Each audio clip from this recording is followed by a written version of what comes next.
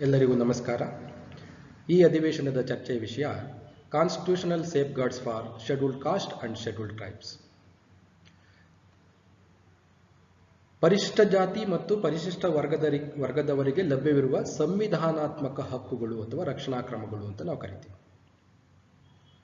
ಭಾರತದ ಸಂವಿಧಾನ ಭಾರತದ ಪ್ರತಿಯೊಬ್ಬ ಪ್ರಜೆಗಳಿಗೂ ಕೂಡ ಸಮಾನವಾದಂತಹ ಹಕ್ಕುಗಳನ್ನು ಅವಕಾಶಗಳನ್ನು ನೀಡಿರ್ತಕ್ಕಂಥದ್ದನ್ನ ನಾವು ನೋಡ್ತೀವಿ. 1950 ಜನವರಿ 26ರಂದು ಜಾರಿಗೆ ಬಂದಂಥ ಭಾರತದ ಸಂವಿಧಾನ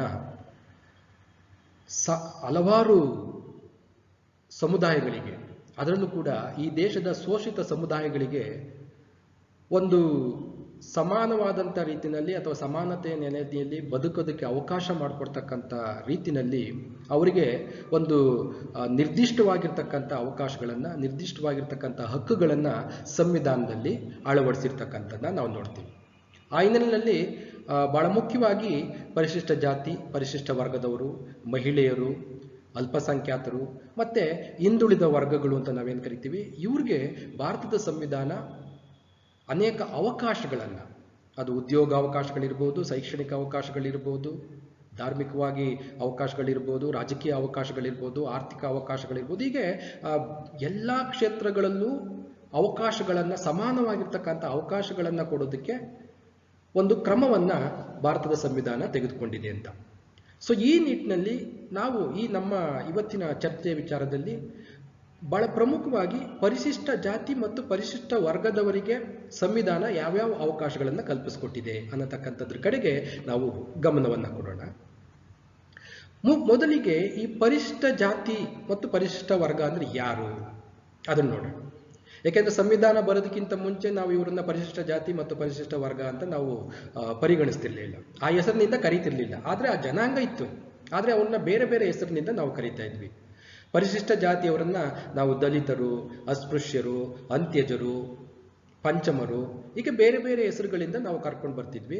ಸೊ ಈ ಎಲ್ಲ ಹೆಸರುಗಳನ್ನ ಬೇರೆ ಬೇರೆ ಪ್ರಾಂತ್ಯದಲ್ಲಿ ಬೇರೆ ಬೇರೆ ಹೆಸರುಗಳಿರ್ತಿತ್ತು. ಈಗ ಫಾರ್ ಎಕ್ಸಾಂಪಲ್ ಕರ್ನಾಟಕದಲ್ಲೇ ಒಂದು ಹೆಸರಿದ್ರೆ ತಮಿಳುನಾಡಿನಲ್ಲೇ ಮತ್ತೊಂದು ಹೆಸರು, ಕೇರಳದಲ್ಲಿ ಮತ್ತೊಂದು ಹೆಸರು, ಉತ್ತರ ಭಾರತದಲ್ಲಿ ಬೇರೆ ಹೆಸರು, ಹೀಗೆ ಒಂದೊಂದು ಕಡೆ ಒಂದೊಂದು ಪ್ರದೇಶದಲ್ಲಿ ಒಂದೊಂದು ಹೆಸರಿತ್ತು.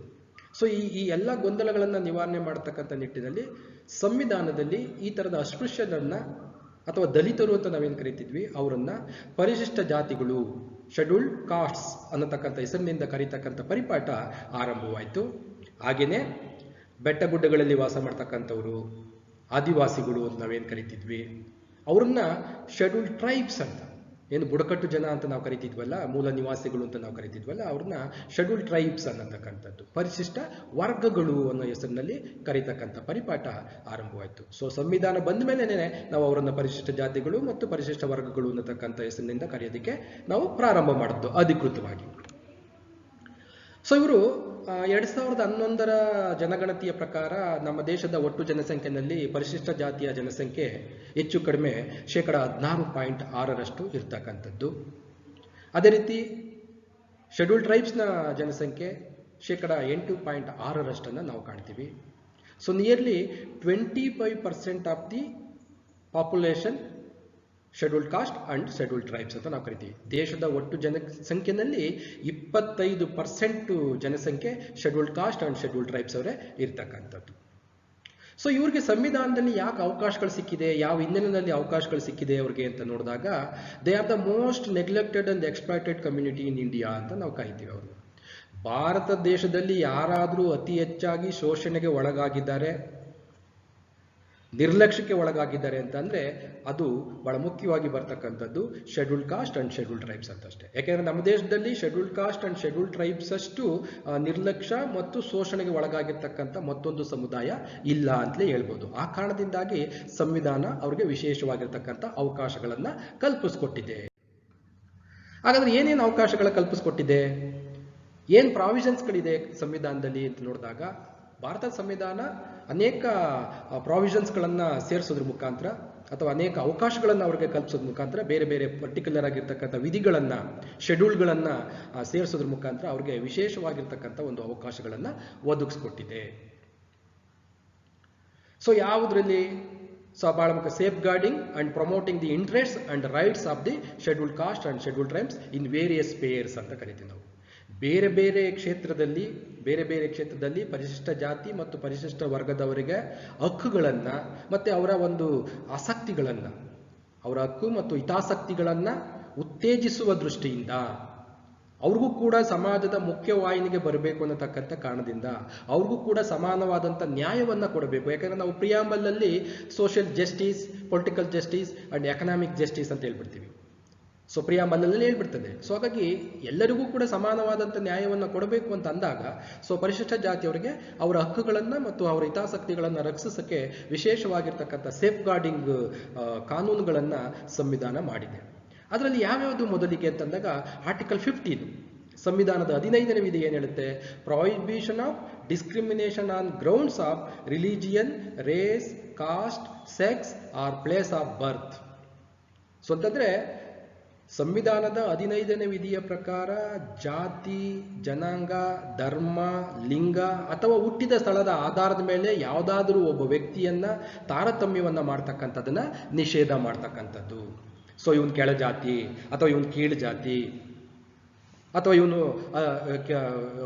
ಅಲ್ಪಸಂಖ್ಯಾತ ಧರ್ಮ ಅಥವಾ ಇವನು ಬೇರೆ ಜನಾಂಗ ಅಥವಾ ಲಿಂಗ, ಹೆಣ್ಣು ಗಂಡು ಅನ್ನತಕ್ಕಂಥದ್ದು ಯಾವುದೇ ಅಥವಾ ಹುಟ್ಟಿದ ಸ್ಥಳ ಯಾವುದರ ಆಧಾರದ ಮೇಲೂ ಕೂಡ ಭಾರತದ ಪ್ರಜೆಯನ್ನ ತಾರತಮ್ಯ ಮಾಡುವಾಗಿಲ್ಲ. ಸೊ ಅದು ಅಫೆನ್ಸ್ ಅನ್ನತಕ್ಕಂಥದ್ದು. It's illegal. ಅದು ಒಂದು ವೇಳೆ ಮಾಡೋದಾದ್ರೆ ಇಟ್ಸ್ ಎ ಅಫೆನ್ಸ್, ಅದು ಕಾನೂನು ಬಾಹಿರ, it's A violation of constitution ಅಂತ ಅಷ್ಟೇ. ಸೊ ಅದನ್ನು ಆರ್ಟಿಕಲ್ 15 ಸ್ಪಷ್ಟವಾಗಿ ಹೇಳುತ್ತೆ. ಜಾತಿ, ಧರ್ಮ, ಜನಾಂಗ, ಲಿಂಗ ಅಥವಾ ಹುಟ್ಟಿದ ಸ್ಥಳದ ಆಧಾರದ ಮೇಲೆ ಯಾವೊಬ್ಬ ವ್ಯಕ್ತಿಯನ್ನು ಕೂಡ ನಾವು ತಾರತಮ್ಯವನ್ನ ಮಾಡಬಾರ್ದು. Next second one article 16 equality of opportunities in public employment ಅಂತ ಹೇಳ್ತೀವಿ ನಾವು. ಪಬ್ಲಿಕ್ ಎಂಪ್ಲಾಯ್ಮೆಂಟ್, ಸಾರ್ವಜನಿಕ ಉದ್ಯೋಗಾವಕಾಶಗಳಲ್ಲಿ ಸಮಾನವಾದಂಥ ಅವಕಾಶಗಳನ್ನು ಕೊಡ್ತಕ್ಕಂಥದ್ದು ಅಥವಾ ಅವಕಾಶಗಳನ್ನು ನೀಡ್ತಕ್ಕಂಥದ್ದು. ಯಾಕಂದ್ರೆ ಇಲ್ಲಿ ಆರ್ಥಿಕವಾಗಿ ಶ್ರೀಮಂತರು ಮತ್ತು ಬಡವರು ಅಂತ ನೋಡಿದಾಗ ಶ್ರೀಮಂತರೇ ಎಲ್ಲ ಅವಕಾಶಗಳನ್ನು ಬಳಸ್ಕೊಂಡು ಕೆಳಜಾತಿಯವರಿಗೆ ಅಥವಾ ಕೆಳಗ ವರ್ಗದವರಿಗೆ ಯಾರಿಗೂ ಕೂಡ ಅವಕಾಶಗಳು ಇಲ್ಲದೆ ಹೋದಾಗ ಸೊ ಅಲ್ಲಿ ಏನಾಗುತ್ತೆ, ನಾವು ಇನ್ಜಸ್ಟಿಸ್ ಅಂತ ಆಗುತ್ತೆ, ಅನ್ಯಾಯ ಆಗುತ್ತೆ. ಸೊ ಆ ಅನ್ಯಾಯವನ್ನು ಸರಿಪಡಿಸೋಕ್ಕೋಸ್ಕರ ಈಕ್ವಲ್ ಆಪರ್ಚುನಿಟಿ ಪಬ್ಲಿಕ್ ಎಂಪ್ಲಾಯ್ಮೆಂಟ್ ಅಂತ ನಾವು ಹೇಳ್ತೀವಿ. ಗವರ್ನಮೆಂಟ್ ಅಥವಾ ಪಬ್ಲಿಕ್ ಎಂಪ್ಲಾಯ್ಮೆಂಟ್ ಅಂತ ನಾವು ಕರಿತೀವಿ. ಸಾರ್ವಜನಿಕ ಉದ್ಯೋಗಗಳಲ್ಲಿ ಸಮಾನವಾಗಿರ್ತಕ್ಕಂಥ ಅವಕಾಶವನ್ನು ಕೊಡ್ತಕ್ಕಂಥದ್ದ ಸಂವಿಧಾನದ 16ನೇ ವಿಧಿ ತಿಳಿಸುತ್ತೆ. ಇನ್ನು ಆರ್ಟಿಕಲ್ 17 ಅಬಾಲಿಷನ್ ಆಫ್ ಅನ್ಟಚಬಿಲಿಟಿ ಅಂತ ಹೇಳ್ತದೆ, ಅಸ್ಪೃಶ್ಯತೆಯ ನಿಷೇಧ. ಏಕೆಂದ್ರೆ ಅಸ್ಪೃಶ್ಯತೆ ಅನ್ನತಕ್ಕಂಥದ್ದು ಭಾರತೀಯ ಸಮಾಜಕ್ಕೆ ಅಂಟಿರ್ತಕ್ಕಂಥ ಒಂದು ರೋಗ ಅಥವಾ ಒಂದು ಕಳಂಕ ಅಥವಾ ಒಂದು ಜಾಡ್ಯ ಅಂತ ಬಹುತೇಕ ಎಲ್ಲ ವಿದ್ವಾಂಸರು ಕೂಡ ಒಪ್ಕೊಂಡಿದ್ದಾರೆ. ಮಹಾತ್ಮ ಗಾಂಧೀಜಿಯಿಂದ ಹಿಡಿದು ಸ್ವತಂತ್ರ ಹೋರಾಟಗಾರರೆಲ್ಲರೂ ಕೂಡ ಬಹುತೇಕ ಮಂದಿ ಅಸ್ಪೃಶ್ಯತೆ ಅನ್ನತಕ್ಕಂಥದ್ದು ಭಾರತೀಯ ಸಮಾಜಕ್ಕೆ ಅಂಟಿರ್ತಕ್ಕಂಥ ಒಂದು ಅಭಿಶಾಪ. ಸೊ ಹಾಗಾಗಿ ಅಸ್ಪೃಶ್ಯತೆಯನ್ನ ತೊಡೆದಾಕ್ಬೇಕು. ಅಂದ್ರೆ ಒಬ್ಬ ವ್ಯಕ್ತಿಯನ್ನ ಜಾತಿಯ ಆಧಾರದಿಂದ ಅವನನ್ನ ಮುಟ್ಟಿಸ್ಕೋಬಾರ್ದು ಅಂತ ಏನು ನಿರ್ಬಂಧಗಳಿತ್ತು, ಆ ನಿರ್ಬಂಧಗಳನ್ನು ತೆಗೆದಾಕಿ ಅವರನ್ನು ಕೂಡ ಮನುಷ್ಯರು ಅನ್ನತಕ್ಕಂಥ ಹಿನ್ನೆಲೆಯಲ್ಲಿ ನೋಡಬೇಕು ಅನ್ನತಕ್ಕಂಥ ನಿಟ್ಟಿನಲ್ಲಿ ಆರ್ಟಿಕಲ್ 17 ಸಂವಿಧಾನದಲ್ಲಿ ಸೇರಿಸಿದೆ. ಇದು ಅಸ್ಪೃಶ್ಯತೆಯ ಆಚರಣೆ ಒಂದು ಘೋರ ಅಪರಾಧ ಅಂತ ಹೇಳುತ್ತೆ. ಘೋರ ಅಪರಾಧ ಅಂತ ಹೇಳುತ್ತೆ. In article 23 prohibition of traffic in human beings and forced labours ಅಂತ ಕರಿತೀವಿ. ಅಂದ್ರೆ ಯಾವುದೇ ಒಬ್ಬ ವ್ಯಕ್ತಿಯನ್ನ ಮಾರಾಟ ಮಾಡ್ತಕ್ಕಂಥದ್ದು ಮತ್ತೆ ಅವನನ್ನ ಬಲವಂತದ ದುಡಿಮೆಯಲ್ಲಿ ದುಡಿಸ್ಕೊಳ್ತಕ್ಕಂಥದ್ದು, ಟ್ರಾಫಿಕ್ ಇನ್ ಹ್ಯೂಮನ್ ಬೀಯಿಂಗ್ಸ್ ಅಂತ ಕರಿತೀವಿ. ಮಾನವರನ್ನ ಮಾರಾಟ ಮಾಡ್ತಕ್ಕಂಥದ್ದು, ಅವ್ರನ್ನ ಜೀತ ಮಾಡಿಸ್ಕೊಳ್ತಕ್ಕಂಥದ್ದು, ಈ ಥರದ್ದು ಫೋರ್ಸ್ಡ್ ಲೇಬರ್, ಬಲವಂತದ ದುಡಿಮೆ ಅಂತ ನಾವೇನು ಕರಿತೀವಲ್ಲ. ಸೊ ಅದನ್ನ ಆರ್ಟಿಕಲ್ 23 ನಿಷೇಧ ಮಾಡುತ್ತೆ ಅಂತ. ಅಂದ್ರೆ ಯಾವೊಬ್ಬ ವ್ಯಕ್ತಿಯನ್ನು ಕೂಡ ಇಲ್ಲಿ ಜೀತಗಾರನ್ನಾಗಿ ಮಾಡ್ಕೊಳ್ಳೋಂಗಿಲ್ಲ. ಯಾಕಂದ್ರೆ ನಾವು ಜೀತ ಪದ್ಧತಿಯನ್ನು ನೋಡಿದಾಗ ಬಹುತೇಕ ಜೀತಗಾರರು ಅಂತ ಬಂದಾಗ ಅಲ್ಲಿ 90 to 95% ಜೀತದಾರಗಳು ಅಂತ ಅಂದಾಗ ಅವರೆಲ್ಲರೂ ಕೂಡ ಈ ಕೆಳ ಜಾತಿ, ಅದರಲ್ಲೂ ಪರ್ಟಿಕ್ಯುಲರ್ ಆಗಿ ಶೆಡ್ಯೂಲ್ಡ್ ಕಾಸ್ಟ್ ಅಂಡ್ ಶೆಡ್ಯೂಲ್ಡ್ ಟ್ರೈಬ್ಸ್ನವರೇ ಇದ್ದಂಥವ್ರು. ಸೊ ಹಾಗಾಗಿ ಆ ಮಾನವ ಶೋಷಣೆಯನ್ನು ತಪ್ಪಿಸೋದಕ್ಕೆ ಅಥವಾ ಬಲವಂತದ ದುಡಿಮೆಯನ್ನು ತಪ್ಪಿಸೋದಕ್ಕೆ ಆರ್ಟಿಕಲ್ 23 ಸಂವಿಧಾನದಲ್ಲಿ ಅಳವಡಿಸಿರ್ತಕ್ಕಂಥದ್ದು. In article 25 freedom of conscience and free profession, practice and propagation of religion ಅಂತ. ಅಂದ್ರೆ ಯಾವುದೇ ಒಬ್ಬ ವ್ಯಕ್ತಿ ಯಾವುದೇ ಅಡೆತಡೆಗಳಿಲ್ಲದೆ ತನಗೆ ಒಪ್ಪಿತವಾಗಿರ್ತಕ್ಕಂಥ ಧಾರ್ಮಿಕ ಆಚರಣೆಗಳನ್ನು ಮಾಡೋದಕ್ಕೆ ಅಥವಾ ಪ್ರಚಾರ ಮಾಡೋದಕ್ಕೆ ಒಪ್ಕೊಳ್ಳೋದಕ್ಕೆ ಅವಕಾಶವನ್ನು ಕೊಡ್ತಕ್ಕಂಥದ್ದು. ಯಾವುದೇ ಬಲವಂತ ಇಲ್ಲ. ತನಗಿಷ್ಟ ಬಂದಂಥ ಧಾರ್ಮಿಕ ಆಚರಣೆಗಳನ್ನು ಅವನು ಅನುಸರಿಸ್ಬೋದು. ಅವನ ಮೇಲೆ ಬಲವಂತವಾಗಿ ಯಾರ ಮೇಲೂ ಕೂಡ ಇದೇ ಧಾರ್ಮಿಕ ಆಚರಣೆಗಳನ್ನು ಮಾಡಬೇಕು ಅಥವಾ ಈ ಸಂಪ್ರದಾಯಗಳನ್ನೇ ಪಾಲಿಸಬೇಕು, ಇದನ್ನೇ ಮಾಡಬೇಕು ಅನ್ನತಕ್ಕಂಥದ್ದನ್ನ ಫೋರ್ಸ್ ಮಾಡೋಂಗಿಲ್ಲ. ಸೊ ಫ್ರೀಡಮ್ ಅದ, ಅದರಲ್ಲಿ ಅವನು ಸ್ವಾತಂತ್ರ್ಯ ಅಂತ ಅಷ್ಟೇ. ಧಾರ್ಮಿಕ ಸ್ವಾತಂತ್ರ್ಯ ನಾವೇನು ಕರಿತೀವಲ್ಲ, ಆರ್ಟಿಕಲ್ 25 ಏನು ಹೇಳುತ್ತೆ ಅಂದರೆ ಧಾರ್ಮಿಕ ಸ್ವಾತಂತ್ರ್ಯ ಅಂತ ಹೇಳುತ್ತೆ. ಯಾವ ಧರ್ಮವನ್ನು ಬೇಕಾದ್ರೂ ಕೂಡ ಅವನು ಆಚರಿಸ್ಬೋದು, ಅವನ ಮನೆಯಲ್ಲಿ ಯಾವ ಧರ್ಮವನ್ನು ಬೇಕಾದ್ರೂ ಕೂಡ ಅವನು ಫಾಲೋ ಮಾಡ್ಬೋದು. ಸೊ ಅದಕ್ಕೆ ಯಾವುದೇ ರೀತಿಯಾದಂಥ ನಿರ್ಬಂಧಗಳಿಲ್ಲ ಅನ್ನತಕ್ಕಂಥದ್ದು. ಹಾಗಾಗಿ ದಿಸ್ ರಿಲಿಜಿಯಸ್ ಫ್ರೀಡಮ್ ಅನ್ನತಕ್ಕಂಥದ್ದನ್ನ ಆರ್ಟಿಕಲ್ 25 ಹೇಳುತ್ತೆ. ಇನ್ನು article 29, Article 29 provides all citizen groups that reside in India having a distinct culture, language and script the right to conserve their culture and language ಅಂತ ಕರಿತೀವಿ. ಭಾರತ ಬಹುಸಂಸ್ಕೃತಿಯ ದೇಶ, ಬಹುಸಂಸ್ಕೃತಿಯ ನಾಡು. ನೀವು ಮೊದಲನೇ ಸೆಷನ್ನಲ್ಲಿ ಪ್ಲೂರಲಿಸ್ಟಿಕ್ ಇಂಡಿಯಾ ಅನ್ನತಕ್ಕಂಥದ್ದು ವಿಡಿಯೋಗಳನ್ನು ಅಥವಾ ನೀವು ಆ ಒಂದು ಲೆಕ್ಚರನ್ನು ನೀವು ನೋಡಿದಾಗ ನಿಮಗೆ ಗೊತ್ತಿದೆ. ಆ ಲೆಕ್ಚರನ್ನು ನೋಡಿದಾಗ, ನೀವು ಮೊದಲನೇ ಸೆಷನ್ನ ಲೆಕ್ಚರನ್ನು ನೋಡಿದಾಗ ಪ್ಲೂರಲಿಸ್ಟಿಕ್ ಇಂಡಿಯಾ ಅನ್ನತಕ್ಕಂಥದ್ರ ಬಗ್ಗೆ ನಿಮಗೊಂದು ಕಲ್ಪನೆ ಇದೆ. ಬಹುತ್ವದ ಭಾರತ, ಭಾರತ ದೇಶ ವಿವಿಧ ಜಾತಿ, ವಿವಿಧ ಜನಾಂಗ, ವಿವಿಧ ಧರ್ಮ, ವಿವಿಧ ಭಾಷೆ, ಹೀಗೆ ಭಿನ್ನತೆಯನ್ನು ಹೊಂದಿರತಕ್ಕಂಥ ದೇಶ. ದಟ್ ಇಸ್ ದ ಪ್ಲೂರಲಿಸ್ಟಿಕ್ ಅಂತ ನೇಚರ್ ಅಂತ ಕರಿತೀವಿ ಅದನ್ನು. ಸೊ ಹಾಗಾಗಿ ಏನಾಗುತ್ತೆ, ಇಲ್ಲಿ ಪ್ರತ್ಯೇಕವಾದಂಥ ಭಾಷೆಗಳಿದೆ. ಸಂವಿಧಾನದಲ್ಲಿ ಒಪ್ಪಿತವಾಗಿರ್ತಕ್ಕಂಥ ಅನೇಕ ಭಾಷೆಗಳನ್ನು ನೋಡ್ತೀವಿ, ಅನೇಕ ಸಂಸ್ಕೃತಿಯನ್ನು ನೋಡ್ತೀವಿ, ಅವ್ರದ್ದೇ ಆಗಿರ್ತಕ್ಕಂಥ ಒಂದು ಆಚರಣೆಗಳನ್ನು ನಾವು ನೋಡ್ತೀವಿ, ಸ್ಕ್ರಿಪ್ಟ್ಸ್ಗಳನ್ನು ನೋಡ್ತೀವಿ ನಾವು. ಆ ಒಂದು ಲಿಪಿ ಅಂತ ಕರಿತೀವಲ್ಲ ನಾವು, ತನ್ನದೇ ಆದಂಥ ಲಿಪಿಯನ್ನು ಹೊಂದಿರತಕ್ಕಂಥದ್ದು. ಸೊ ಹಾಗಾಗಿ ಯಾವುದೇ ಒಬ್ಬ ವ್ಯಕ್ತಿ ತನ್ನ ಸಂಸ್ಕೃತಿ ಮತ್ತು ಭಾಷೆಯನ್ನು ಉಳಿಸ್ಕೊಳ್ಳೋದಕ್ಕೆ ಅವಕಾಶವನ್ನು ಕೊಡ್ತಕ್ಕಂಥದ್ದು. ಅದ್ರ ಮೇಲೆ ಯಾವುದೇ ಭಾಷೆ ಮತ್ತು ಸಂಸ್ಕೃತಿಯ ಮೇಲೆ ಯಾರೂ ಕೂಡ ದಾಳಿ ಮಾಡೋದಕ್ಕೆ ಅವಕಾಶ ಇಲ್ಲ. ಸೊ ಹಾಗಾಗಿ ಒಬ್ಬ ವ್ಯಕ್ತಿಗೆ, ಭಾರತದ ನಾಗರಿಕನಿಗೆ ತನ್ನ ಸಂಸ್ಕೃತಿಯನ್ನು ರಕ್ಷಣೆ ಮಾಡ್ಕೊಳ್ಳೋದಕ್ಕೆ, ತನ್ನ ಸಂಸ್ಕೃತಿಯನ್ನು ಬೆಳೆಸೋದಕ್ಕೆ, ತನ್ನ ಭಾಷೆಯನ್ನು ಉಳಿಸ್ಕೊಳ್ಳೋದಕ್ಕೆ, ಭಾಷೆಯನ್ನು ಬೆಳೆಸ್ಕೊಳ್ಳೋದಕ್ಕೆ ಸಂವಿಧಾನ ಅವಕಾಶವನ್ನು ಕೊಟ್ಟಿದೆ. ಇದು ಆರ್ಟಿಕಲ್ 29ನಲ್ಲಿ ಸ್ಪಷ್ಟವಾಗಿ ಹೇಳಿದೆ. In Article 46, promotion of educational, economic interests of scheduled caste and scheduled tribes and other weaker sections of society ಅಂತ ನಾವು ಕರಿತೀವಿ. ಸಂವಿಧಾನದ 46ನೇ ವಿಧಿ ಶೈಕ್ಷಣಿಕ ಮತ್ತು ಆರ್ಥಿಕ ಅವಕಾಶಗಳನ್ನು ಕೊಟ್ಟಿರ್ತಕ್ಕಂಥದ್ದು. ಅಂದರೆ ನಾವು ಇವತ್ತೇನು ವಿದ್ಯಾಭ್ಯಾಸ ಅಂತ ಕರಿತೀವಿ, ಓದುವುದು, ವಿದ್ಯಾಭ್ಯಾಸಕ್ಕೆ ಒಂದು ಅವಕಾಶ ಇರೋದೇ ಆರ್ಟಿಕಲ್ 46 ಅನ್ನತಕ್ಕಂಥದ್ದು. ಉದ್ಯೋಗಕ್ಕೆ ಒಂದು ಅವಕಾಶ ಇರ್ತಕ್ಕಂಥದ್ದೇ ಆರ್ಟಿಕಲ್ 46 ಅನ್ನತಕ್ಕಂಥದ್ದು. ಅದರಲ್ಲೂ ಕೂಡ ಪರ್ಟಿಕ್ಯುಲರ್ಗೆ scheduled caste, scheduled tribes and other weaker sections of society, ಅಂದರೆ OBC ಅಂತ ನಾವು ಕರಿತೀವಲ್ಲ, ಅದರ್ ಬ್ಯಾಕ್ವರ್ಡ್ ಸೆಕ್ಷನ್ ಅಂತ. ಸೊ SC ST OBCಗಳಿಗೆ ಒಂದು ಶೈಕ್ಷಣಿಕ ಮತ್ತು ಆರ್ಥಿಕ ಅವಕಾಶಗಳನ್ನು ಉತ್ತೇಜನ ಮಾಡೋದಕ್ಕೆ ಅವಕಾಶವನ್ನು ಆರ್ಟಿಕಲ್ 46 ಕೊಟ್ಟಿದೆ ಅನ್ನತಕ್ಕಂಥದ್ದು. ಆ ಕಾರಣದಿಂದ ಇವತ್ತು ಅಸಂಖ್ಯಾತ ಪರಿಶಿಷ್ಟ ಜಾತಿ ಮತ್ತು ಪರಿಶಿಷ್ಟ ವರ್ಗದ ವಿದ್ಯಾರ್ಥಿಗಳು, OBC ವಿದ್ಯಾರ್ಥಿಗಳು ಇವತ್ತು ಶಾಲಾ ಕಾಲೇಜಿಗೆ ಬಂದು ಉನ್ನತ ವಿದ್ಯಾಭ್ಯಾಸವನ್ನು ಮಾಡೋದಕ್ಕೆ ಅವಕಾಶ ಸಿಕ್ಕಿದೆ. ಮತ್ತು ಅದರ ಸದುಪಯೋಗ ಪಡ್ಕೊಂಡು ಉತ್ತಮವಾದಂಥ ಉದ್ಯೋಗ ಅವಕಾಶಗಳನ್ನು ಮಾಡೋದಕ್ಕೂ ಕೂಡ ಅವ್ರಿಗೊಂದು ಅವಕಾಶ ಕಟ್ಟಿದೆ. ಇದು ಸಂವಿಧಾನ ಕೊಟ್ಟಿರ್ತಕ್ಕಂಥ ಒಂದು ಅವಕಾಶ ಇದು. ಇನ್ನು article 164 deals with the appointment of the separate council of minister for the state in the interest of scheduled caste and scheduled tribes ಅಂತ ಕರಿತೀವಿ.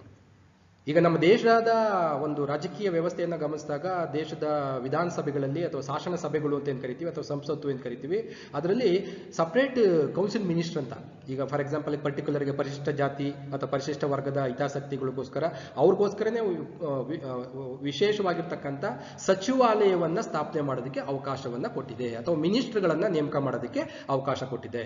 ಈಗ ಫಾರ್ ಎಕ್ಸಾಂಪಲ್ಗೆ ನಾವು ಉತ್ತರ ಭಾರತ ಈಶಾನ್ಯ ರಾಜ್ಯಗಳಿಗೆ ಹೋದಾಗ ಅಲ್ಲಿ ಟ್ರೈಬಲ್ಸ್ ಕಮ್ಯುನಿಟಿ ಜಾಸ್ತಿ ಇರೋದ್ರಿಂದ ಅಲ್ಲಿ ಆದಿವಾಸಿ ಸಚಿವ ಅಥವಾ ಗುಡ್ಡಗಾಡು ಜನಾಂಗಗಳಿಗೆ ಸಚಿವ ಅಥವಾ scheduled tribes, ministry of scheduled tribes ಅಂತ ಕರಿತೀವಿ, ಅಥವಾ ministry of scheduled tribes affairs ಅಂತಾನೆ ಹೇಳ್ತೀವಿ ನಾವು. ಬುಡಕಟ್ಟು ಜನಾಂಗಗಳ ಸಚಿವಾಲಯ ಅಥವಾ ಸಚಿವರು ಅಂತ ನಾವು ಕರಿತೀವಿ. ಅಂದ್ರೆ ಪರ್ಟಿಕ್ಯುಲರ್ ಆಗಿ ಆ ಜನರ ಹಿತಾಸಕ್ತಿಯನ್ನ ಕಾಪಾಡೋದಕ್ಕೋಸ್ಕರನೇ ಸೊ ಸಪ್ರೇಟ್ ಆಗಿರ್ತಕ್ಕಂಥ ಒಬ್ಬ ಮಂತ್ರಿಯನ್ನ, ಸಚಿವರನ್ನ ನೇಮಕ ಮಾಡ್ತಕ್ಕಂಥದ್ದ ಅವಕಾಶವನ್ನ ಆರ್ಟಿಕಲ್ 164 ಹೇಳ್ತದೆ. ಅಂದ್ರೆ ಮೆಜಾರಿಟಿ ಆಫ್ ದಿ ಪಾಪ್ಯುಲೇಷನ್ ಅಂತ, ಎಲ್ಲಿ ಯಾವ ಸ್ಟೇಟ್ನಲ್ಲಿ ಜನಸಂಖ್ಯೆ ಹೆಚ್ಚಿರುತ್ತೋ ಶೆಡ್ಯೂಲ್ಡ್ ಕಾಸ್ಟ್ ಅಥವಾ ಶೆಡ್ಯೂಲ್ಡ್ ಟ್ರೈಬ್ಸ್, ಆ ಸ್ಟೇಟ್ನಲ್ಲಿ ಅವರ ಅಭಿವೃದ್ಧಿಗೆ ಒಂದು ವಿಶೇಷವಾಗಿರ್ತಕ್ಕಂಥ ಸಚಿವಾಲಯವನ್ನ ಅಥವಾ ಖಾತೆಯನ್ನು ತೆರೆಯೋದಕ್ಕೆ ಅವಕಾಶವನ್ನ ಸಂವಿಧಾನ ಕೊಟ್ಟಿದೆ. ಇನ್ ಆರ್ಟಿಕಲ್ 330, 332, 334 ಈ 3 ವಿಧಿಗಳಲ್ಲಿ ಸಂವಿಧಾನದ 330, 332 ಮತ್ತು 334ನೇ ವಿಧಿ ಏನ್ ಹೇಳುತ್ತೆ ಅಂದ್ರೆ, reservation of seats for scheduled caste and scheduled tribes in the house of the people ಅಂತ ಕರಿತೀವಿ ನಾವು. ಸಂಸತ್ತು ಅಂತ ನಾವೇನ್ ಕರಿತೀವಲ್ಲ, ಸಂಸತ್ತಿನಲ್ಲಿ scheduled caste and scheduled tribes ಏನು ಪರಿಶಿಷ್ಟ ಜಾತಿ ಮತ್ತು ಪರಿಶಿಷ್ಟ ವರ್ಗಗಳ ಜನರಿಗೆ ಅವಕಾಶವನ್ನ ಕೊಡೋದಕ್ಕೋಸ್ಕರ ರಿಸರ್ವೇಶನ್ ಅನ್ನ ಕೊಡ್ತಕ್ಕಂಥದ್ದು, ಮೀಸಲಾತಿಯ ಸ್ಥಾನಗಳನ್ನ ಮೀಸಲಾಗಿ ಇಡ್ತಕ್ಕಂಥದ್ದು. ಏನ್ ನಾವು MLA, MP ಅಂತ ನಾವು ಕರಿತೀವಲ್ವಾ, ಸೊ ಅದರಲ್ಲಿ ಅವ್ರಿಗೆ ಅವಕಾಶಗಳನ್ನ ಕೊಡ್ತಕ್ಕಂಥದ್ದು. ಶಾಸನ ಸಭೆಗಳು ಅಥವಾ ಹೌಸ್ ಆಫ್ ದ ಪೀಪಲ್ ಅಂತ ನಾವು ನಮ್ಮ ದೇಶದ ಸಂಸತ್ತು ಅಂತ ಏನು ಕರಿತೀವಿ, ಆ ಸಂಸತ್ತಿನಲ್ಲಿ ಆ ಜನಾಂಗಗಳಿಗೆ ಅವರ ಜನಸಂಖ್ಯೆಗೆ ಅನುಗುಣವಾಗಿ ಮೀಸಲು ಪ್ರಮಾಣವನ್ನು ನಿಗದಿಪಡಿಸ್ತಕ್ಕಂಥದ್ದು, ಮತ್ತೆ ಆ ಜನರಿಂದಲೇ ಅವರನ್ನ ಆಯ್ಕೆಯಾಗಿ ಬರ್ತಕ್ಕಂಥದ್ದು. ನಾವು ರಿಸರ್ವ್ಡ್ ಕಾನ್ಸ್ಟಿಟ್ಯೂನ್ಸಿ ಅಂತ ನಾವು ಕರಿತೀವಿ. ರಿಸರ್ವ್ ಕಾನ್ಸ್ಟಿಟ್ಯೂನ್ಸಿ, ಈಗ ಫಾರ್ ಎಕ್ಸಾಂಪಲ್ಗೆ ಈಗ ಮೈಸೂರು ನಮ್ಮ ಪಕ್ಕದಲ್ಲಿ ತೆಗೆದುಕೊಂಡಾಗ ಇಲ್ಲಿ ಕೊಳ್ಳೇಗಾಲ ರಿಸರ್ವ್ ಕಾನ್ಸ್ಟಿಟ್ಯೂಷನ್ ಅಂತ ಬರುತ್ತೆ. ರಿಸರ್ವ್ ಕಾನ್ಸ್ಟಿಟ್ಯೂನ್ಸಿ ಅಂದ್ರೆ ಅಲ್ಲಿ ಶೆಡ್ಯೂಲ್ಡ್ ಕಾಸ್ಟ್ ಅವರು ಅಲ್ಲಿ ಒಂದು ಸ್ಪರ್ಧೆಯನ್ನ ಮಾಡಬೇಕು, ಅದು ಬಿಟ್ಟು ಬೇರೆಯವ್ರಿಗೆ ಅಲ್ಲಿ ಅವಕಾಶ ಇಲ್ಲ. ಹಾಗೆ ರಿಸರ್ವ್ ಕಾನ್ಸ್ಟಿಟ್ಯೂನ್ಸಿ ಅಂತ. ಶೆಡ್ಯೂಲ್ಡ್ ಕಾಸ್ಟ್ಗೆ ಬೇರೆ ರಿಸರ್ವ್ ಕಾನ್ಸ್ಟಿಟ್ಯೂನ್ಸಿ, ಶೆಡ್ಯೂಲ್ಡ್ ಟ್ರೈಬ್ಸ್ಗೆ ಬೇರೆ ರಿಸರ್ವ್ಡ್ ಕಾನ್ಸ್ಟಿಟ್ಯೂನ್ಸಿಯನ್ನ ಮಾಡ್ತಕ್ಕಂಥ ಒಂದು ಅವಕಾಶವನ್ನ ಸಂವಿಧಾನದ 330, 332, 334ನೇ ವಿಧಿ ಒದಗಿಸಿದೆ ಅನ್ನತಕ್ಕಂಥದ್ದು. ಇನ್ನು ಆರ್ಟಿಕಲ್ 335 ಸಂವಿಧಾನದ 35ನೇ ವಿಧಿ ಏನ್ ಹೇಳುತ್ತೆ ಅಥವಾ ಯಾವ ಅವಕಾಶಗಳನ್ನ ತೆಗೆದುಕೊಟ್ಟಿದೆ ಅಂತ ಅಂದಾಗ, claims of SCs and STs to service and post ಅಂತ ನಾವು ಕರಿತೀವಿ. ನಾವೇನೀಗ ಬಹುತೇಕ ದಿನಗಳಿಂದ ಚರ್ಚೆನಲ್ಲಿ ಇರ್ತಕ್ಕಂಥ ವಿಚಾರ ರಿಸರ್ವೇಶನ್ ಇನ್ ಪ್ರಮೋಷನ್ಸ್ ಅಂತ ನಾವು ಕರಿತೀವಿ.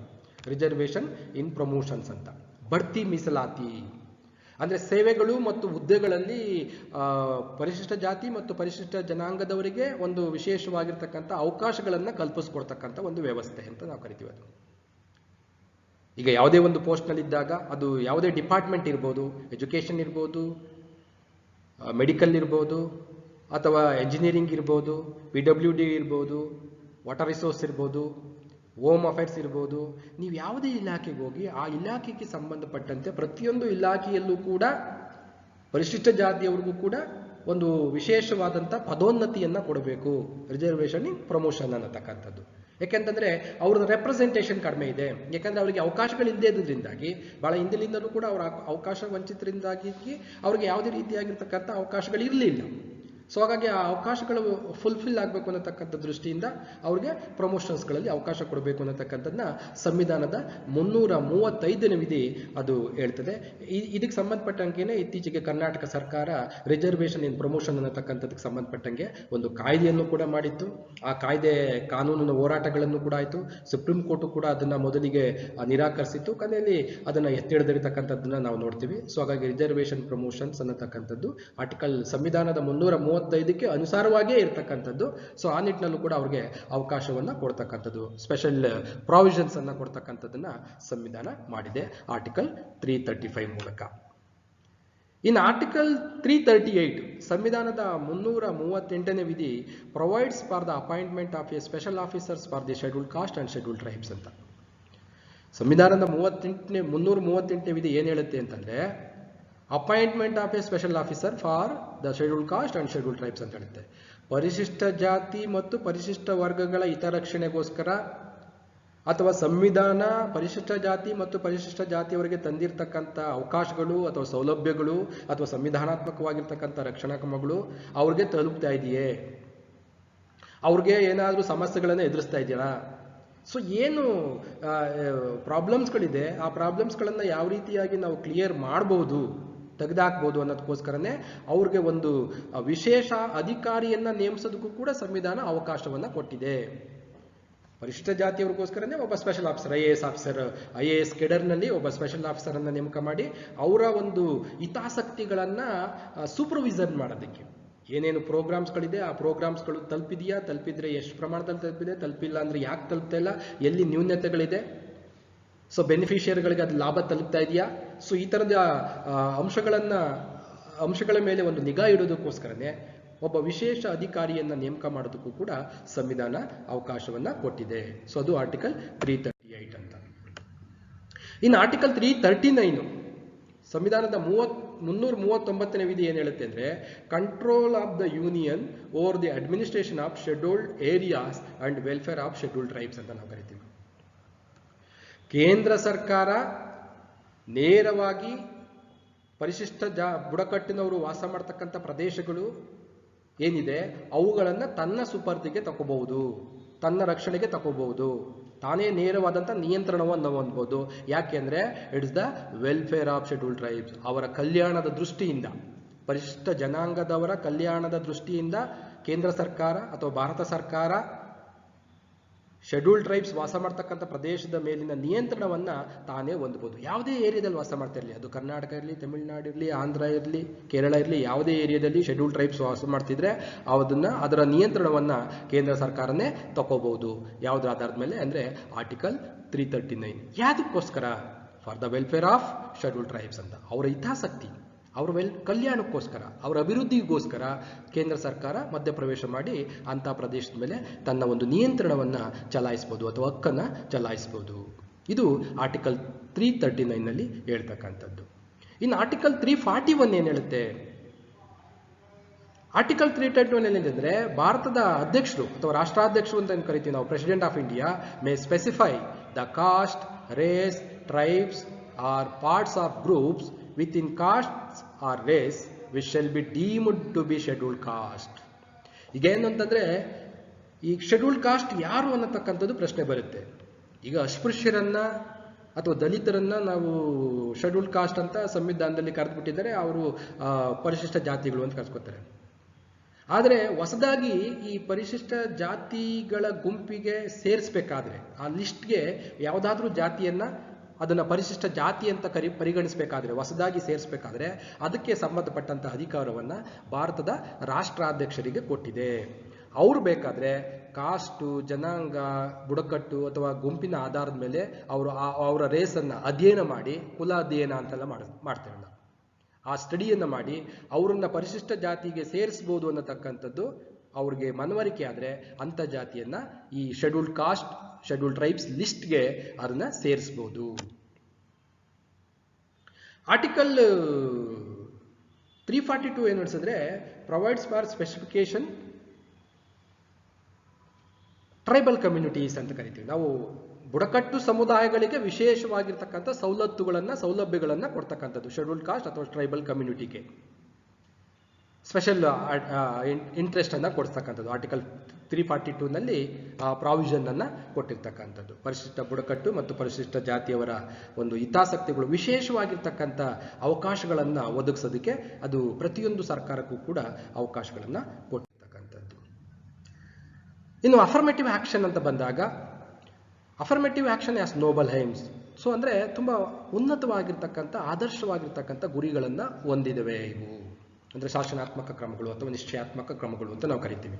ನಿಶ್ಚಯಾತ್ಮಕ ಕ್ರಮಗಳು ಸಂವಿಧಾನದ ವಿಧಿ ಅಥವಾ ಸಂವಿಧಾನದ ಏನು ಅವಕಾಶಗಳಿದ್ದಾವೆ ಆ ಅವಕಾಶಕ್ಕೆ ಅನುಗುಣವಾಗಿ ಏನೇನು ಕ್ರಮಗಳನ್ನು ಭಾರತ ಸರ್ಕಾರ ತಗೋಬಹುದು ಅಥವಾ ಏನೇನು ಅವಕಾಶಗಳನ್ನು ಅವ್ರಿಗೆ ಕಲ್ಪಿಸ್ಬೋದು, ಸೊ ಅದನ್ನು ನಾವು ಅಫರ್ಮೇಟಿವ್ ಆಕ್ಷನ್ ಅಂತ ಕರಿತೀವಿ. ಅಂದರೆ ಅವ್ರಿಗೆ ವಾಸ್ತವವಾಗಿ ಜಾರಿಗೆ ತರ್ತಕ್ಕಂಥ ಕಾರ್ಯಕ್ರಮಗಳು.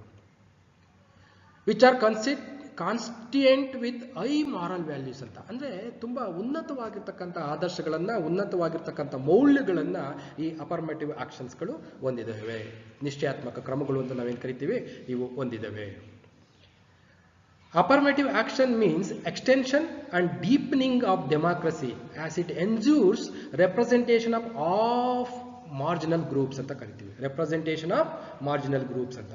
ಏನು ಅಂಚಿನ ಗುಂಪುಗಳು ಅಥವಾ ಅಂಚಿನ ಸಮುದಾಯಗಳು ಅಥವಾ ಅಂಚಿಗೆ ಒಳಗಾಗಿರ್ತಕ್ಕಂಥ ಸಮುದಾಯಗಳೇನಿದ್ದಾವೆ ಇದ್ದಾವಲ್ಲ, ಅವ್ರಿಗೆ ಒಂದು ಪ್ರಜಾಸತ್ತಾತ್ಮಕವಾದಂಥ ರೀತಿಯಲ್ಲಿ ಅವರಿಗೆ ಸಿಗ್ತಕ್ಕಂಥ ಕ್ರಮಗಳೇನಿದ್ದಾವೆ ಅವುಗಳನ್ನು ವಿಸ್ತರಿಸ್ತಕ್ಕಂಥ ದೃಷ್ಟಿಯಿಂದ ಪ್ರಜಾಸತ್ತಾತ್ಮಕ ಸಾಧನಗಳು ಅಂತ ನಾವು ಕರಿತೀವಲ್ಲ, ಅವ್ರಿಗೆ ಎಲ್ಲ ರೀತಿಯಾದಂಥ ಅವಕಾಶಗಳನ್ನು ಆ ಪ್ರಜಾಪ್ರಭುತ್ವ ವ್ಯವಸ್ಥೆಯನ್ನು ಬಲಪಡಿಸೋದು, ಡೀಪನಿಂಗ್ ಆಫ್ ಡೆಮಾಕ್ರಸಿ, ಪ್ರಜಾಪ್ರಭುತ್ವ ವ್ಯವಸ್ಥೆಯನ್ನು ಬಲಪಡಿಸ್ತಕ್ಕಂಥದ್ದು. ಯಾಕೆಂದರೆ ಅವ್ರಿಗೆ ಕೊಡಬೇಕಾಗಿರ್ತಕ್ಕಂಥ ಎಲ್ಲ ಸೌಲಭ್ಯಗಳನ್ನು ವಿಸ್ತರಿಸೋದಕ್ಕೆ.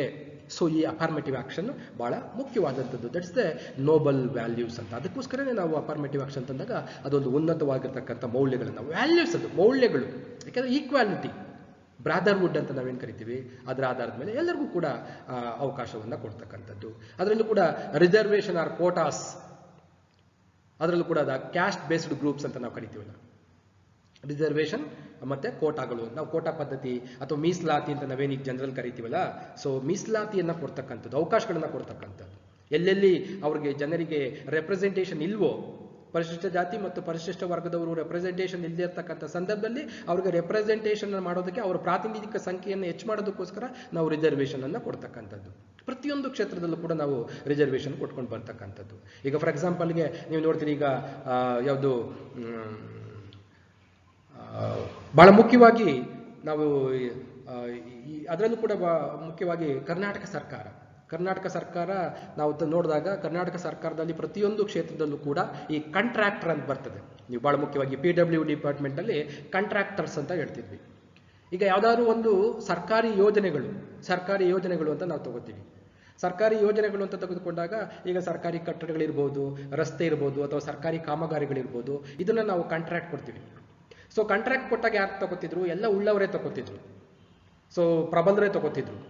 ಈ ಏನು ಬ್ಯಾಕ್ವರ್ಡ್ ಕಾಸ್ಟ್ ಅಂತ ನಾವೇನು ಕರಿತೀವಿ, ಅಥವಾ ಬ್ಯಾಕ್ವರ್ಡ್ ಕ್ಲಾಸ್ ಅಂತ ಕರಿತೀವಿ, ಅವರಿಗೆ ಕಾಂಟ್ರಾಕ್ಟ್, ಯಾಕಂದ್ರೆ ಫೈನಾನ್ಷಿಯಲ್ ಒಂದು ಸ್ಟೇಟಸ್ ಅವರಲ್ಲಿ ಕಡಿಮೆ ಇರುತ್ತೆ, ಜೊತೆಗೆ ಪೊಲಿಟಿಕಲ್ ಒಂದು ಇನ್ವಾಲ್ವ್ಮೆಂಟು ಕೂಡ ಅಷ್ಟಾಗಿ ಇರೋದಿಲ್ಲ, ಅದು ಪ್ರೆಸರ್ ಇರೋದಿಲ್ಲ ಅವರಿಗೆ. ಸೊ ಹಾಗಾಗಿ ಏನಾಗುತ್ತೆ, ರಾಜಕೀಯ ಇಚ್ಛಾಶಕ್ತಿ ಮತ್ತು ಆರ್ಥಿಕವಾದಂಥ ಬಲ ಇಲ್ಲದೆ ಇರೋದ್ರಿಂದಾಗಿ ಅವ್ರಿಗೆ ಏನಾಗ್ತಿತ್ತು, ಯಾರು ರಾಜಕೀಯವಾಗಿ ಪ್ರಬಲ ಆಗಿರ್ತಾರೋ ಅಂಥವರು ಸರ್ಕಾರದಿಂದ ಒಂದು ಅವಕಾಶಗಳನ್ನು ಪಡ್ಕೋತಿದ್ರು. ಕಾಂಟ್ರಾಕ್ಟ್ ಮಾಡ್ತಕ್ಕಂಥ ಅವಕಾಶಗಳನ್ನು, ಗುತ್ತಿಗೆದಾರರು ಅಂತ ನಾವು ಕರಿತೀವಲ್ವ, ಗುತ್ತಿಗೆಯನ್ನು ಪಡಿತಕ್ಕಂಥದ್ದು. ಬೇರೆ ಬೇರೆ ಕಾಮಗಾರಿಗಳಲ್ಲಿ, ಸರ್ಕಾರದ ಬೇರೆ ಬೇರೆ ಕಾಮಗಾರಿಗಳಲ್ಲಿ, ಬೇರೆ ಬೇರೆ ಇಲಾಖೆ ಬೇರೆ ಬೇರೆ ಕಾಮಗಾರಿಗಳು ಅಂತ. ಸೊ ಇಂಥ ಸಂದರ್ಭದಲ್ಲಿ ಏನಾಗುತ್ತೆ, ಪರಿಶಿಷ್ಟ ಜಾತಿಯವ್ರಿಗೆ ಅವಕಾಶನೇ ಇರೋದಿಲ್ಲ. ಎಲ್ಲ ಮೇಲ್ಜಾತಿಯವರೇ, ಉಳ್ಳವರೇ, ಪ್ರಬಲರೇ, ಆರ್ಥಿಕವಾಗಿ ಡಾಮಿನೆಂಟ್ ಆಗಿರ್ತಕ್ಕಂಥವರೇ ಅವಕಾಶಗಳನ್ನು ಬಳಸ್ಕೋತಾರೆ. ಬಟ್ ಅಂಥದ್ರಲ್ಲೂ ಕೂಡ ಕರ್ನಾಟಕ ಸರ್ಕಾರ ಪರಿಶಿಷ್ಟ ಜಾತಿಯವ್ರಿಗೂ ಕೂಡ ಈ ಗುತ್ತಿಗೆದಾರರನ್ನ ನಾವು ಏನು ಸರ್ಕಾರ ಕಾಮಗಾರಿಗಳನ್ನು, ಗೌರ್ನಮೆಂಟ್ ಟೆಂಡರ್ಸ್ ಅಂತ ನಾವೇನು ಕರಿತೀವಿ, ಗೌರ್ನಮೆಂಟ್ ಟೆಂಡರ್ಗಳಲ್ಲಿ ಶೆಡ್ಯೂಲ್ಡ್ ಕಾಸ್ಟ್ಗೂ ಕೂಡ ರಿಸರ್ವೇಷನ್ ಕೊಡಬೇಕು. ಅವರು ಇಂತಿಷ್ಟು ಪ್ರಮಾಣದಲ್ಲಿ ಅವರು ಗುತ್ತಿಗೆ ಕಾಮಗಾರಿಗಳನ್ನು ಮಾಡೋದಕ್ಕೆ ಅವಕಾಶವನ್ನು ಕಲ್ಪಿಸಬೇಕು ಅನ್ನೋ ದೃಷ್ಟಿಯಿಂದ ಅವ್ರಿಗೂ ಕೂಡ ರಿಸರ್ವೇಷನ್ ಅಂಡ್ ಕೋಟಾಸ್ಗಳನ್ನು ಮಾಡ್ಕೊಂಡು ಬಂತು. So that is the affirmative action ಅಂತ ನಾವು ಕರಿತೀವಿ. ಸೊ ಈ ಥರದ್ದು ಎಲ್ಲೆಲ್ಲಿ ಅವ್ರದ್ದು ರಿಸರ್ವೇಷನ್ ಇಲ್ವೋ, ಕೋಟಾಗಳಿಲ್ವೋ, ಅಲ್ಲಿ ನಾವು ರಿಸರ್ವೇಷನ್ ಕೊಡ್ತಕ್ಕಂಥದ್ದು. The constitution of India continued the idea of preferential policies. ಅಂದರೆ ಬಹುತೇಕ ಭಾರತದ ಸಂವಿಧಾನ ಅನ್ನತಕ್ಕಂಥದ್ದು ಒಂದು ಆದರ್ಶಯುತವಾಗಿರ್ತಕ್ಕಂಥ ನೀತಿಗಳನ್ನು, ಆದರ್ಶಯುತವಾಗಿರ್ತಕ್ಕಂಥ ಕಾರ್ಯಕ್ರಮಗಳನ್ನು ಮಾಡ್ಕೊಳ್ಳೋದಕ್ಕೆ ಅವಕಾಶವನ್ನು ಕೊಟ್ಟಿದೆ. ಅದರ ಜೊತೆಗೆ ಸಂವಿಧಾನ ಅನ್ಟಚಬಿಲಿಟಿ ಇಲ್ಲಿಗಲ್ ಅಂತ ಡಿಕ್ಲೇರ್ ಮಾಡಿದೆ. ಅನ್ಟಚಬಿಲಿಟಿ ಈಸ್ ಇಲ್ಲಿಗಲ್ ಅಂದರೆ ಕಾನೂನು ಬಾಹಿರ, ಅಸ್ಪೃಶ್ಯತೆಯ ಆಚರಣೆ ಕಾನೂನು ಬಾಹಿರ ಅನ್ನತಕ್ಕಂಥದ್ದು. ಸೊ ಇದು ಈ ಸಂವಿಧಾನದ ಉದ್ದೇಶ ಏನು ಅಂತಂದ್ರೆ, ಜಾತಿರಹಿತ ಸಮಾಜವನ್ನ ನಿರ್ಮಾಣ ಮಾಡ್ತಕ್ಕಂಥದ್ದು. Espoused the idea of a casteless society ಅಂತ ಕರಿತೀವಿ ನಾವು. ಜಾತಿರಹಿತವಾಗಿರ್ತಕ್ಕ ಸಮಾಜದ ಆದರ್ಶವಾದ ಗುರಿಯನ್ನು ಇಟ್ಕೊಂಡು ಭಾರತೀಯ ಸಂವಿಧಾನ ಈ ಅಫರ್ಮೇಟಿವ್ ಆಕ್ಷನ್ ಪಾಲಿಸೀಸ್ಗಳನ್ನು ಅಳವಡಿಸ್ಕೊಂಡು ಬಂದಿದೆ. ಈ affirmative action policies in India are operative in 3 main spheres ಅಂತ ಕರಿತೀವಿ. ನಿಶ್ಚಯಾತ್ಮಕ ಕ್ರಮಗಳು ಭಾರತದ ಸಂವಿಧಾನದಲ್ಲಿ ಏನು ಇದೆ ಅಥವಾ ಅವಕಾಶಗಳಿದ್ದಾವೆ, ಅದು 3 ಮುಖ್ಯವಾಗಿರ್ತಕ್ಕಂಥ ಆಯಾಮಗಳಲ್ಲಿ ಕಾರ್ಯವನ್ನು ನಿರ್ವಹಿಸ್ತಾ ಇದೆ ಅಂತ ಅಷ್ಟೇ. ಯಾವುದದು 3 ಮುಖ್ಯವಾಗಿರ್ತಕ್ಕಂಥ ಆಯಾಮಗಳು? Namely appointment and promotion in government services ಅಂತ ನಾನು ಆಲ್ರೆಡಿ ಈಗ ಚರ್ಚೆ ಮಾಡಿದ್ದೀನಿ. ಸರ್ಕಾರಿ ಸೇವೆಗಳಲ್ಲಿ ನೇಮಕಾತಿ ಮತ್ತು ಪದೋನ್ನತಿ ಅಂತ ನಾವು ಕರಿತೀವಿ. ಅಪಾಯಿಂಟ್ಮೆಂಟ್ ಅಂದರೆ ನೇಮಕಾತಿ, ಪ್ರಮೋಷನ್ ಅಂತಂದಾಗ ಪದೋನ್ನತಿ ಅಂತ. ಸೊ ಇದು ಈ ಒಂದು ಆಯಾಮದಲ್ಲಿ ಈ ಅಫರ್ಮೇಟಿವ್ ಪಾಲಿಸೀಸ್ ಅನ್ನತಕ್ಕಂಥದ್ದು ಕಾರ್ಯನಿರ್ವಹಿಸುತ್ತೆ. Second one admission to public education institutions ಅಂತ, ಸಾರ್ವಜನಿಕ ಶಿಕ್ಷಣ ಸಂಸ್ಥೆಗಳಿಗೆ ಪ್ರವೇಶವನ್ನು ಕೊಡ್ತಕ್ಕಂಥದ್ದು. ನಾವು ನೋಡ್ತೀವಿ, ಈಗ ನೀವು ಯೂನಿವರ್ಸಿಟೀಸ್ಗಳಿರ್ಬೋದು, ಶಾಲೆಗಳಿರ್ಬೋದು, ಕಾಲೇಜ್ಗಳಿರ್ಬೋದು, ಅಥವಾ ಯಾವುದೇ ಸಂಶೋಧನಾ ತರಬೇತಿ ಸಂಸ್ಥೆಗಳಿರ್ಬೋದು, ಸೊ ಎಲ್ಲರೂ ಕೂಡ ನಾವು ರಿಸರ್ವೇಷನ್ ಅನ್ನು ಕೊಡ್ತಕ್ಕಂಥದ್ದು. So that is admission to public education institution. ಇದು second one. Third one seats in the legislation ಅಂತ ಕರಿತೀವಿ. ಶಾಸನ ಸಭೆಗಳಲ್ಲಿ ಸ್ಥಾನಗಳನ್ನು ಮೀಸಲಾಗಿರ್ತಕ್ಕಂಥದ್ದು. ಈ 3 ಆಯಾಮಗಳಲ್ಲಿ ಈ ಅಫರ್ಮೇಟಿವ್ ಆಕ್ಷನ್ ಅನ್ನತಕ್ಕಂಥದ್ದು ಕಾರ್ಯನಿರ್ವಹಿಸ್ತದೆ. ಪಾಲಿಸಿಯನ್ನು ನಾವು ಮಾಡಿಕೊಂಡಿದ್ದೀವಿ. ಒಟ್ಟಾರೆಯಾಗಿ ಈ ಸಂವಿಧಾನದ ನಾವು ಒಂದು ಏನು ಕಾನ್ಸ್ಟಿಟ್ಯೂಷನಲ್ ಪ್ರಾವಿಷನ್ಸ್ ಅಥವಾ constitutional safe guards for scheduled caste and scheduled tribes ಅಂತ ಬಂದಾಗ ನಾವು ಒಟ್ಟಾರೆಯಾಗಿ ಅಂತಿಮವಾಗಿ ಏನು ಹೇಳ್ಬೋದು ಅಂತಂದರೆ, ಬಹಳ ಮುಖ್ಯವಾಗಿ article 14 the constitution of India provides for equality before the law. Article 14 of the Constitution of India provides for equality before the law. ಸಂವಿಧಾನದ 14ನೇ ವಿಧಿ ಕಾನೂನಿನ ಮುಂದೆ ಎಲ್ಲರೂ ಸಮಾನರು. ಈ ತತ್ವಕ್ಕೆ ಅನುಗುಣವಾಗಿ ಶೆಡ್ಯೂಲ್ ಕಾಸ್ಟ್ ಅಂಡ್ ಶೆಡ್ಯೂಲ್ ಟ್ರೈಬ್ಸ್ಗೆ ಒಂದು ವಿಶೇಷವಾಗಿರ್ತಕ್ಕಂಥ ಅವಕಾಶಗಳನ್ನು ಕೊಟ್ಟಿದೆ ಅನ್ನತಕ್ಕಂಥದ್ದು. Equal protection of the laws with in the territory of India. ಭಾರತದ ಭೂಪ್ರದೇಶದಲ್ಲಿ ವಾಸ ಮಾಡ್ತಕ್ಕಂಥ ಪ್ರತಿಯೊಬ್ಬ ಪ್ರಜೆಗೂ ಕೂಡ ಒಂದು ಸಮಾನ ಅವಕಾಶಗಳ ಸಮಾನ ರಕ್ಷಣಾ ಕ್ರಮಗಳು, ಕಾನೂನಿನ ರಕ್ಷಣಾ ಕ್ರಮಗಳು, equal protection of the laws, ಕಾನೂನಿನ ಒಂದು ಸಮಾನವಾಗಿರ್ತಕ್ಕಂಥ ನಿಯಮಗಳು ಅಂತ ನಾವೇನು ಕರಿತೀವಿ ಅದನ್ನು ಒದಗಿಸ್ತಕ್ಕಂಥದ್ದು ಭಾರತದ ಪ್ರತಿಯೊಬ್ಬ ಪ್ರಜೆಗೂ ಕೂಡ. The right to equality includes equality before the law. ಸಮಾನತೆ ಅನ್ನತಕ್ಕಂಥದ್ದು ಕಾನೂನಿನ ಮುಂದಿನ ಸಮಾನತೆಯನ್ನು ಕೂಡ ಅವಲಂಬಿಸಿದೆ. ಕಾನೂನಿನ ಎದುರು ಎಲ್ಲರೂ ಸಮಾನತೆ ಅನ್ನತಕ್ಕಂಥದ್ದು ಮಾತ್ರನೇ ರೈಟ್ ಟು ಈಕ್ವಾಲಿಟಿ ಅನ್ನತಕ್ಕಂಥದ್ದಕ್ಕೆ ಒಂದು ಅರ್ಥ ಬರುತ್ತೆ. ಇಲ್ಲ ಅಂತಂದರೆ ರೈಟ್ ಟು ಈಕ್ವಾಲಿಟಿ ಅಥವಾ ಸಮಾನತೆ ಅನ್ನತಕ್ಕಂಥದ್ದು ವ್ಯರ್ಥವಾಗ್ಬಿಡುತ್ತದೆ ಅನ್ನತಕ್ಕಂಥದ್ದು. ಸೊ ಆ ನಿಟ್ಟಿನಲ್ಲಿ affirmative actions refers to a set of policies that support members of disabled groups ಅಂತ ನಾವು ಹೇಳ್ತೀವಿ. ಅಂದರೆ ಭಾರತದ ಶೋಷಿತ ಸಮುದಾಯಗಳಿಗೆ ಒಂದು ಸಮಾನವಾದಂಥ ಅವಕಾಶಗಳನ್ನು ಮತ್ತು ಸಮಾನವಾದಂಥ ಹಕ್ಕುಗಳನ್ನು ಕೊಡ್ತಕ್ಕಂಥ ನಿಟ್ಟಿನಲ್ಲಿ ಭಾರತದ ಸಂವಿಧಾನ ಅವ್ರಿಗೆ ವಿಶೇಷವಾಗಿರ್ತಕ್ಕಂಥ ಹಕ್ಕುಗಳನ್ನು ಅವಕಾಶಗಳನ್ನು ಒದಗಿಸ್ಕೊಟ್ಟಿದೆ. Thank you.